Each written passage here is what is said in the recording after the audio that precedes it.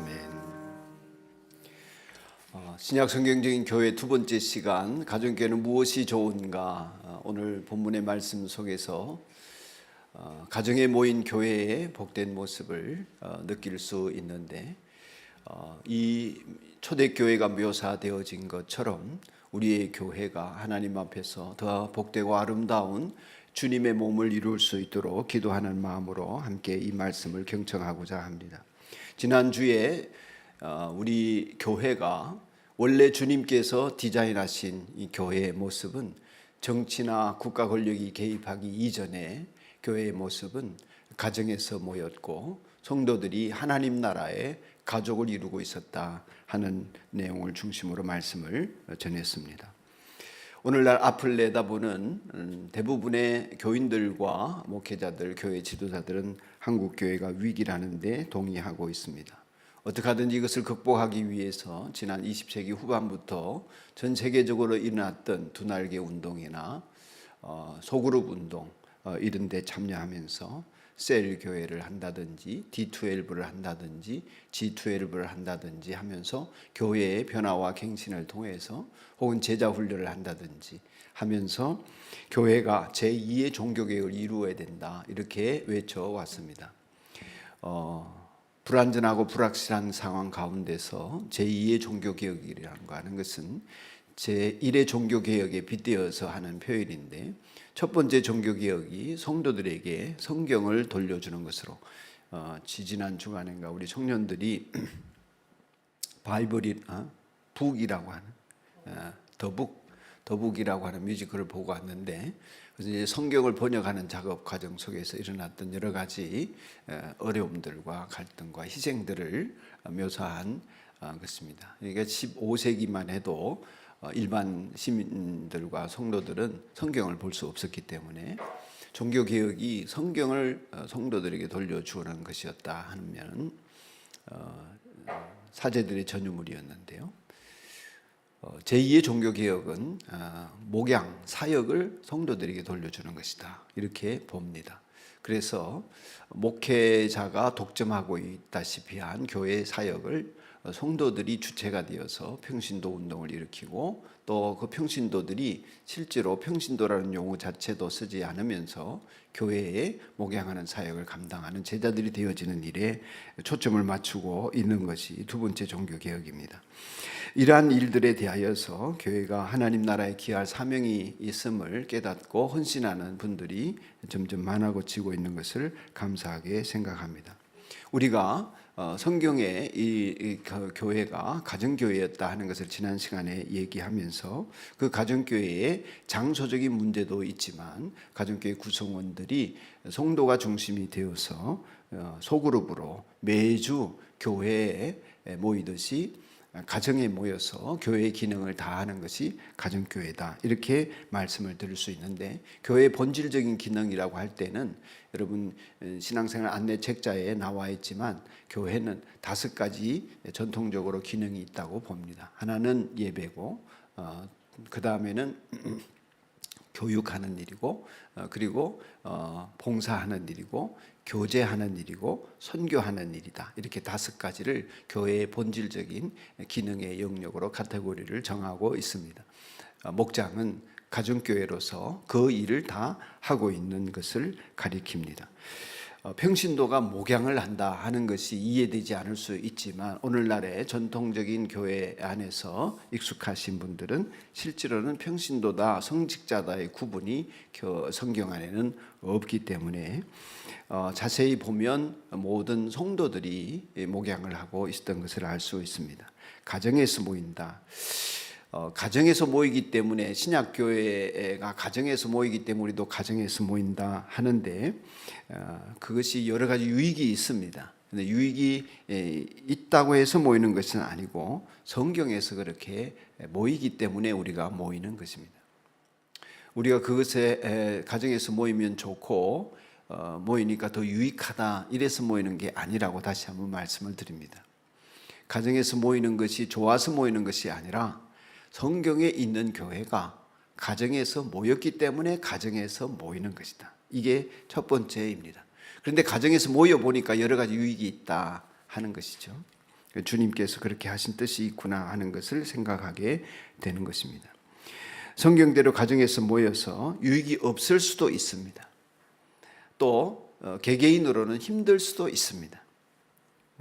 그래서 안 하자가 아니라 유익이 없기 때문에 하고 안 하고 유익이 있기 때문에 하자 이런 것이 아니라 하나님 앞에서 성경대로 하는 것을 우리가 실천해 보자 하는 것입니다. 오늘 가정교회는 무엇이 좋은가 이런 얘기를 하기 전에 가정교회가 어떤 점이 다른가 좀 말씀을 드리겠습니다. 흔히들 셀교회를 들어보셨을 것입니다. 셀이라는 말은 세포라는 말입니다. 우리나라에서 유명했던 구역 조직이 외국으로 건너가면서 셀 조직이 되었습니다. 그리고 다시 우리나라에 건너오면서 셀이라고 하는 명칭을 쓰는 셀교회들이 생겨났습니다. 셀교회는 가정교회에 거의 유사합니다. 한 5% 정도 차이가 있을까 말까 합니다. 그런데 결과는 크게 차이가 납니다. 왜냐하면 셀은 작다는 뜻인데 소그룹에 강조점을 두고 있습니다. 근데 가정교회, 목장 이러면 장소에 초점을 두고 있는 명칭이지요. 가정에서 모인다. 장소에 염두를 두고 있는 표현입니다.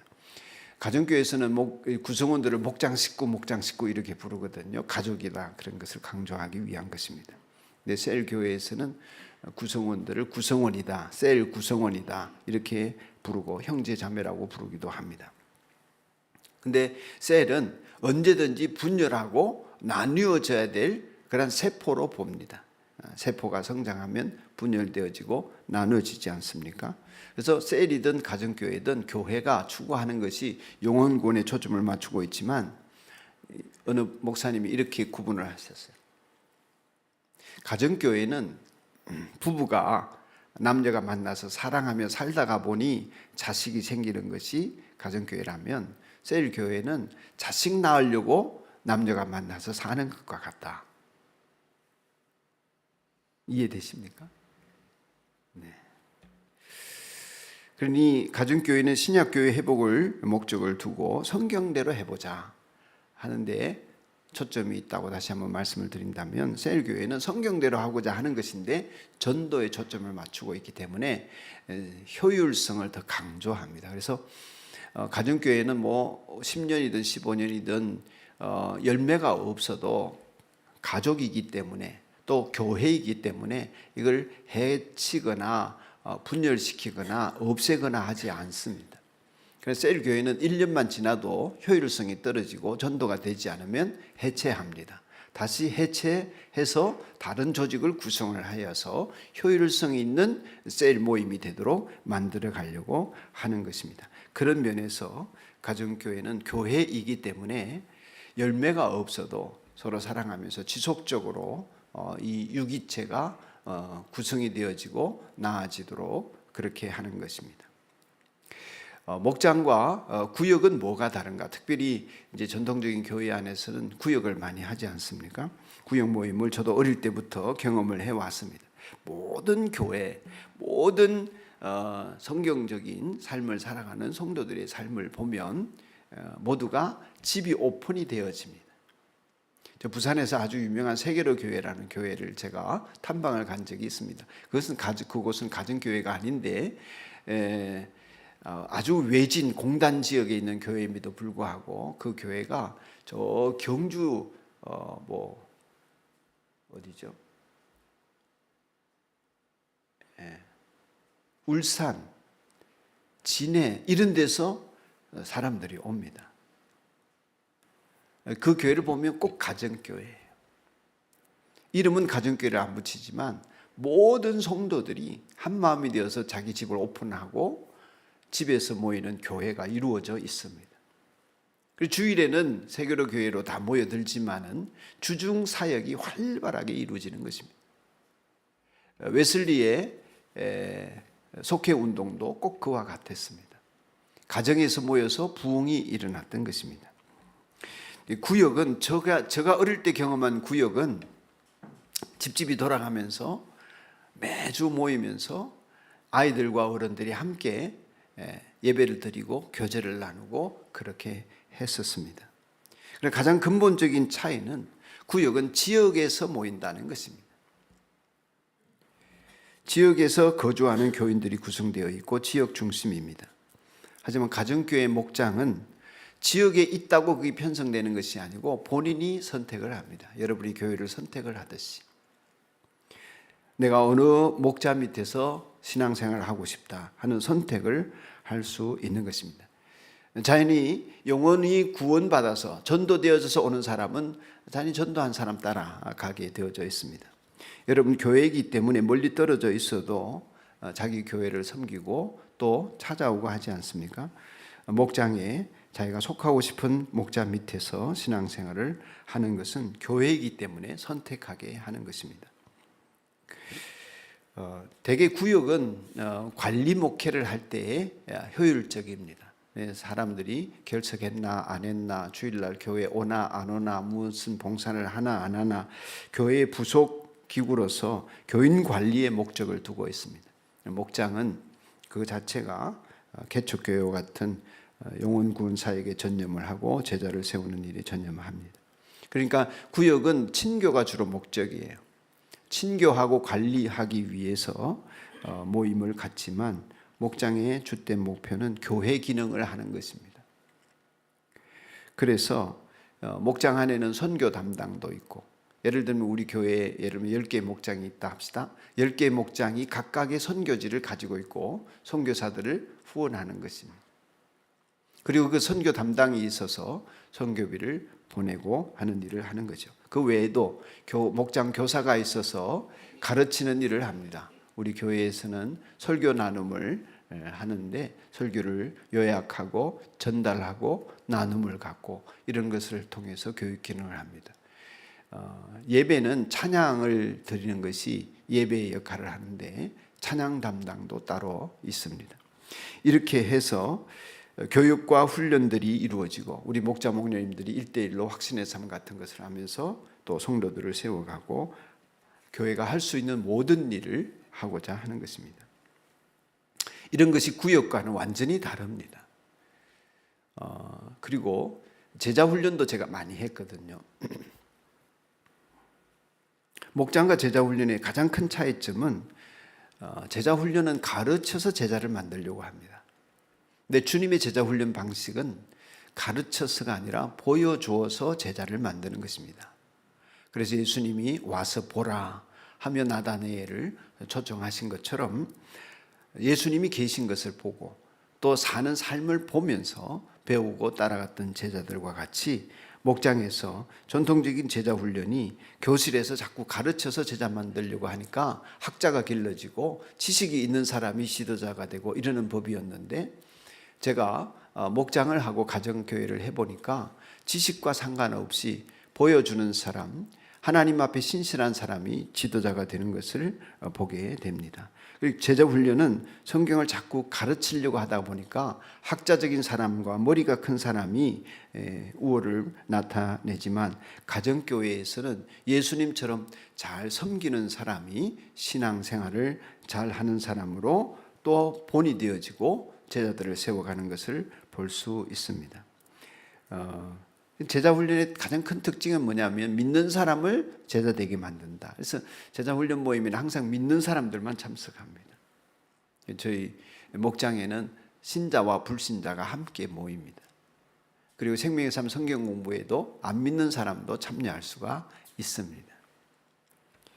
기존 교인을 리더로 만드는 것이 제자 훈련의 목적이라면, 목장 모임은 영혼을 구원하여 제자를 만드는 데 목적을 두고 주님이 명령하신 것을 이루어 가려고 하는 것입니다. 그러니까 쭉 제가 이제 20여 년 가정교회 운동에 참여하다가 보니까 가장 두드러진 특징 중에 하나가 제자 훈련을 잘하던 사람이 가정교회도 잘하는 법이에요. 그래서 제자 훈련에 열심히 든 지역의 리더들, 우리 한국교회 리더들이 가정교회로 전환하고 또 잘 하시다가 은퇴하시던 분들도 점점 많이 생겨나고 있는 것 같습니다. 그러니까 많은 분들이 제자 훈련에서 가정교회로 이렇게 전환하신 분들의 얘기를 들어보면 제자 훈련이 업그레이드 된 것이 가정교회다, 이렇게 고백들을 많이 합니다. 제자 훈련의 종착역이라고 할 수 있겠습니다. 이와 같이 여러 차이점들 속에서 가정교회가 완벽하냐 이렇게 묻는다면 저는 아니라고 말하고 싶고, 우리 교회가 가정교회를 완전하게 잘하고 있냐 하면 아직도 아니라고 말씀드릴 수밖에 없습니다. 그럼에도 불구하고 이 방향성이 가장 지금 현 시점에서 성경대로 신앙생활을 하는 핵심 가치를 담고 있다고 믿기 때문에 이 길을 함께 가고 있습니다. 만약에 가정교회보다 훨씬 더 주님이 말씀하시고 디자인하신 교회의 모습이 있다면 우리는 그 방향으로 또 궤도 수정을 해야 할 것입니다. 현재로서는 제가 장로교회 목사 출신이지만 가정교회를 통해서 우리 장로교회가 변화되기를 원하고, 또 장로님들이 이 목양을 하는 목자로서의 장로님 사역을 감당한다면 참 훌륭한 장로님들로서 더 잘 세워질 수 있다, 이렇게 믿어집니다. 그래서 장로교회 안에 이 운동이 펼쳐지기를 바라는데, 다른 교단들은 비교적 좀 이제 합신적이나 좀 보수적인 교단들은 많이 참여하고 있는데, 우리 교단은 좀 확산이 좀 어려운 면이 있습니다. 여러 가지 이유가 있는데 가장 큰 신학적인 문제들이 아직 좀 극복이 되지 않은 문제들이 있어서 그런 것 같습니다. 이렇게 신약 성경적인 교회를 모두가 이루어가겠다고 말하지만 그 속에서 놓지 못하는 것이 하나가 있는데, 그게 뭐냐면은 목양을 이양하는 것입니다. 성도들로 하여금 성도들을 양육하는 일과 돌보는 일을 맡기는 것입니다. 전통적인 교회 안에서는 그것을 담임 목사와 목회자들, 부목사님들이, 전도사님들이 다 했습니다. 성경에는 그것이 없음에도 불구하고 교회가 제도화되다 보니까 그런 일이 이루어지고, 또 담임 목사 입장에서는 그래서 성도들에게 맡기는 것이 굉장한 위험성이 있어 보입니다. 저도 역시 그랬습니다. 그럼에도 불구하고 신실한 성도들과 함께 이 일을 한 걸음 한 걸음 이루어가게 하신 것은 큰 은혜다, 그렇게 여겨집니다. 앞으로 한국 교회가 이러한 가정교회로 더 전환이 되어지고 더 많은 교회들이 참여할 수 있고 용기를 낼 수 있도록 기도하는 가운데 있습니다. 이와 같은 차이점 속에서 가정교회는 무엇이 좋은지 많은 장점들이 있지만 한 서너 가지만 요약해서 좀 말씀을 드리고자 합니다. 그 첫 번째는 뭐냐면 오늘 본문 속에 있는 것처럼 필요한 대로 나누어 주었다. 이 초기 공산사회의 모습이거든요. 원시 공산사회라고 흔히 말을 하죠. 사람들이 자기 재산을 가져와서 있는 사람 없는 사람이 서로 필요를 따라 나누어 가졌습니다. 능력을 따라 일하고 필요를 따라 나누어 갖는 이런 놀라운 일이 교회 안에 이루어졌던 것입니다. 그러자면 오늘 우리 경제적인 공동체를 이루자는 것인가? 그것은 아니고 성도 간에 목장을 하다 보니까 구체적인 필요가 보이고 그 필요를 채워줄 수 있는 길이 있더라는 것입니다. 서로의 삶을 나누기 때문입니다. 한 주간에도 여러분 이 조그마한 교회 안에 성도들마다 사사건건 일이 생깁니다. 자녀 문제, 부부 문제, 재산 문제, 사회 문제, 회사의 문제. 여러분 조그마한 몇 명 안 되는 10명도 채 안 되는 목장 안에서도 계속 일이 생기지 않습니까? 그럼 우리 교회 안에 한 주간에 얼마나 많은 일들이 생기겠습니까? 제가 대부분 알고 듣고 하지만 제가 다 할 수 없습니다. 또 일반 교회 같으면 모를 수도 있습니다. 그런데 목장에서 삶을 나누면서 가정교회를 하다 보니까 성도 간의 도움이 저절로 이루어집니다. 예를 들어 어려운 가정에서 힘들게 집을 장만해서 이사한다 합시다. 아이고 목사니까 가야지, 성도니까 가야지, 이게 아니에요. 체면 차리러 가는 게 아니고 자연스럽게 내 일처럼 축복하게 되는 것입니다. 새벽 1시에 곤란한 일을 당했을 때 여러분 전화할 사람 있습니까? 만만하게 연락할 사람이 있습니까? 가정교회 목장에 참여하면 전화할 때가 많이 생깁니다. 새벽에 전화하든 한밤중에 전화하든 오히려 나한테 전화해줘서 고맙다, 이런 얘기를 듣게 됩니다.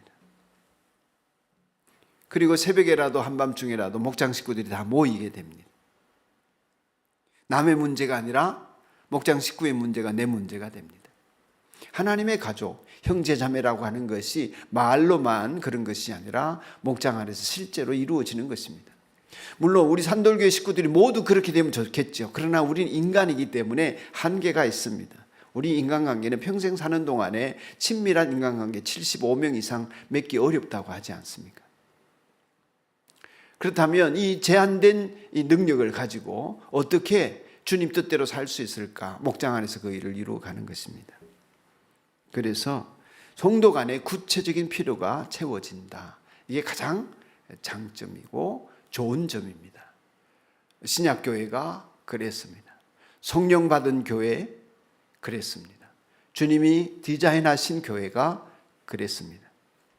두 번째로 가정교회는 무엇이 좋은가 할 때에 내적 치유가 이루어집니다.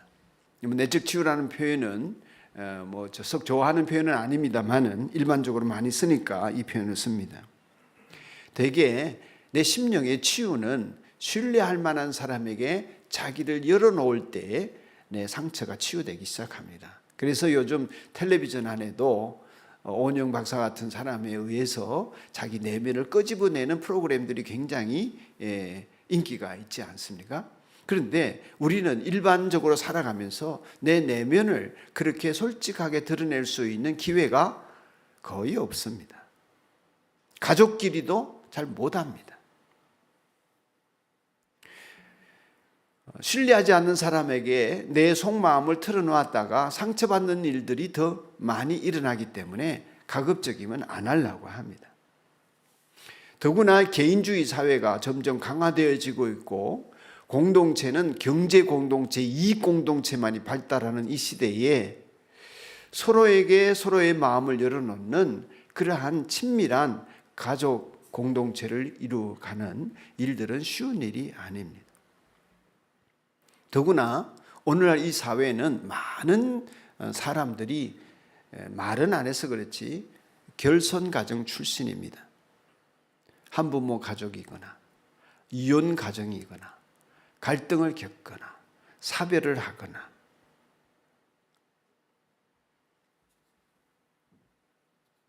할머니 밑에 자라거나 그렇기 때문에 온전한 가정의 맛을 못 본 사람들이 많습니다. 우리는 모두가 치료가 필요합니다. 내면의 깊은 상처들을 안고 그 암덩어리와 같은 상처를 해결하지 못해서 전전긍긍하며 살아가는 사람들이 거의 대부분이라 할 수 있습니다. 그런데 목장에 오면 서로 신뢰할 만한 사람들끼리 모임을 가기 때문에 자기 얘기를 마음껏 털어놓습니다. 그러니 치유가 일어나는 것입니다. 대개 성경 공부는 지식 전달에 그치지만 우리가 삶 공부다, 삶 공부다 이렇게 얘기합니다. 생명의 삶, 경건의 삶, 새로운 삶, 확신의 삶. 왜 가정교회는 성경 공부가 없나 이런 얘기도 하시는데 다 성경 공부예요.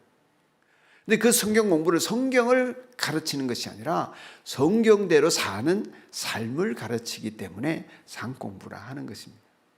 지식을 넓히는 것이 아니라 생활의 습관을 바꾸는 것입니다. 가치관을 바꾸는 것입니다. 그래서 운명이 달라지게 만드는 것이죠. 예를 들면 경건의 삶 같은 것을 공부하거나 새로운 삶을 공부할 때 모든 것이 다 가치관과 내 내면의 치유에 초점을 맞추고 있습니다. 그러니 치유가 이루어지고 회복이 되어지거나 더 나은 삶을 살 수 있는 소망을 품게 되는 것입니다. 목장 안에서 이러한 일들이 이루어지는 것이 저는 너무 좋습니다. 더구나 우리 교회 안에서는 행복한 삶이라든지 회복의 삶과 같은 또 다른 성경 공부가 있습니다. 감사의 삶과 같은 목자 목녀와 함께 할 수 있는 행복한 삶 같은 경우에는 정말 내적 치유에 초점을 맞춘 집중적인 나눔을 할 수 있는 그런 모임, 만남입니다. 1대1로 이러한 것을 통해서 심령이 온전하게 치유되어지는 길로 한 걸음 한 걸음 나아가는 것입니다. 여러분의 인생이 변화되고 치유받는다는 것은 결코 한순간에 불 받아서 이루어지는 일이 결코 아닙니다. 인생의 버릇이 달라져야 되고 습관과 생각들이 바뀌어져야 하는 일인데, 그 일들이 꾸준히 목장 안에서 이루어지도록 그렇게 하나님이 역사하고 계시는 것입니다. 내적 치유가 이루어진다 하는 것이 가정교회의 가장 좋은 점 중에 하나라면, 또 다른 좋은 점은 비신자 전도가 이루어진다 하는 것입니다. 최근에도 안 믿는 형제, 믿다가 낙심한 형제가 목장에 와서 감동을 받고 지난주에 교회에 등록을 했습니다. 많은 반대에도 불구하고, 가족들의 반대와 저항이 있음에도 불구하고, 왜 그렇게 비신자가 목장에 왔을 때에 감동을 받고 또 교회에 나올 용기를 품게 될까? 비신자들의 얘기를 들어보면 대부분 하나님의 자녀가 아닌 사람들이 세상에 경쟁적으로 살다가 목장에 와가지고 그 따뜻함에 반합니다. 그것에 끌립니다. 세상 어디 교회가 이런 모임이었어요? 이런 고백을 합니다. 바깥에서 보는 교회하고 목장하고 너무 달라요. 옛날 사람들 20세기만 해도 사람들을 설득해서 예수 믿게 했습니다. 논리적으로 예수 천당 불신지옥 복음을 전해서 길거리 가는 사람도 예수 영접시키고 이렇게 했습니다. 그러나 요즘 사람들, 특히 젊은이들은 그렇게 논리적으로 설득한다고 설득되지 않은 것을 여러분 많이 느끼시죠? 그것이 옳기 때문에 그렇게 살아라 이런다고 옳은 길을 걷지 않습니다. 그런 시대가 아니에요.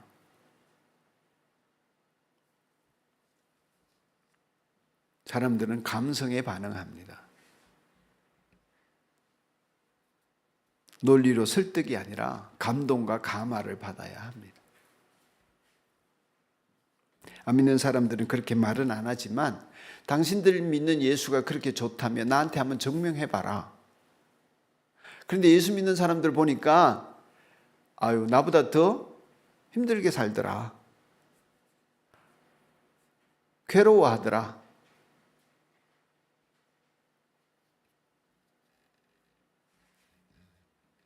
그러니 오늘날 대학 선교단체가 안 되는 이유가 그 배경이, 밑바탕이, 모든 대학 선교단체들은 이 논리적인 이념을 가지고 사람들을 설복하려고 하니까 안 되는 거예요. 요즘 세대가 그런 세대가 아닌데, 20세기 초반에 이념과 생각을 가지고 복음을 전하고 있으니 이 갈아입지를 못하는 것입니다. 공동체가 되어야 합니다. 근데 이 안 믿는 사람들이 어쩌다가 목장에 밥 먹으러 왔다가 밥 한 끼 먹고 서로 나누는 얘기를 들어보니, 서로 기도 제목 내어놓고 기도하다 보니 해결되었다는 응답도 받고, 또 저런 얘기까지 하나. 누가 지난주에도 목장에 갔다가 아유, 저런 말도 하네? 이렇게 처음 목장 가서 놀랬다는 말씀도 들었습니다. 노방 전도를 하거나 아파트 전도를 하거나 지역 주민들이 짜증나게 만드는데 목장에 나와서 불신자들이 반응하는 것을 보면 놀랍습니다. 그래서 비신자 전도가 되어집니다. 느리더라도.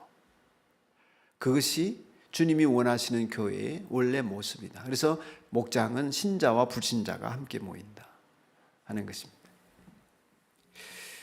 마지막 한 가지만 더 말씀을 드리면, 가정교회가 좋은 점은 모두가 예수님의 몸을 이루는 지체가 된다 하는 것입니다. 가정교회는, 목장은 작은 교회이기 때문에 누구라도 어떤 하나의 사역을 맡지 않으면 운영이 안 됩니다. 전통적인 교회에서는 이해할 수 없는 일 중에 하나이죠. 지난주에도 말씀을 드렸지만은 이 대그룹이 모이는 연합교회는 대부분의 성도들이 손님처럼 왔다 갑니다. 제 지난주에 표현이 어땠습니까? 마음에 드셨습니까? 독서실에 앉아서 칸막이 독서실에 앉아 왔다 가는 것 같아.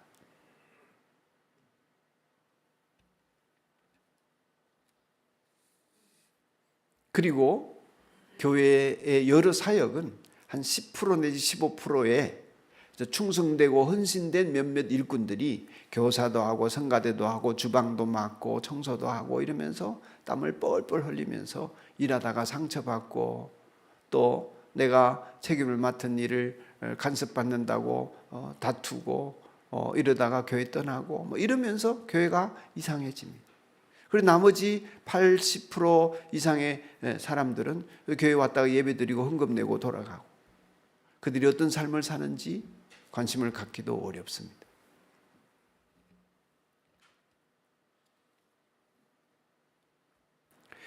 여러분, 그런 신앙생활 이제 멈춰야 합니다.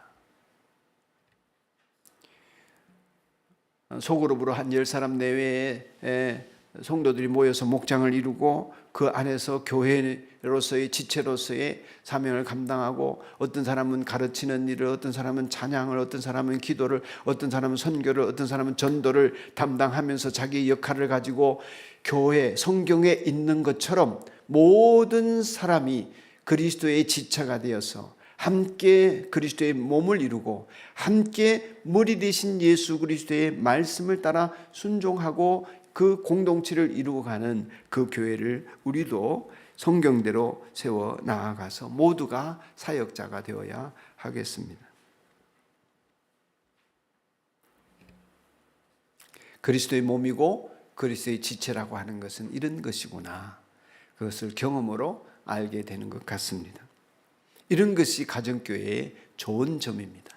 더 많지만 시간이 없어서 이 정도만 말씀을 드리고, 주님이 원하시는 삶을 여러분은 살고 싶어서 이 자리 예배에 드리고 있으실 것입니다.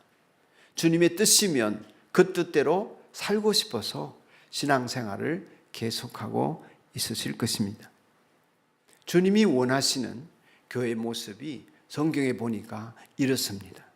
그렇다면 우리는 신학교회의 회복으로 우리가 함께 마음을 모으고 뜻을 같이 하고 생각을 바꾸고 그리고 그것을 내 가슴으로 품고 좋아하면서 함께 가야 하지 않겠습니까? 그것이 이 시대의 21세기에 앞으로 나아갈 교회에 주님이 원하시는 모습이다. 이렇게 확신하고 이후에 대안적 공동체로서의 교회의 모습이 교파와 교단을 초월해서 이러한 신약교회로 회복되어지는 것이 주님의 뜻이다 믿고 함께 나아가기를 주님의 이름으로 축복합니다. 함께 찬송합시다.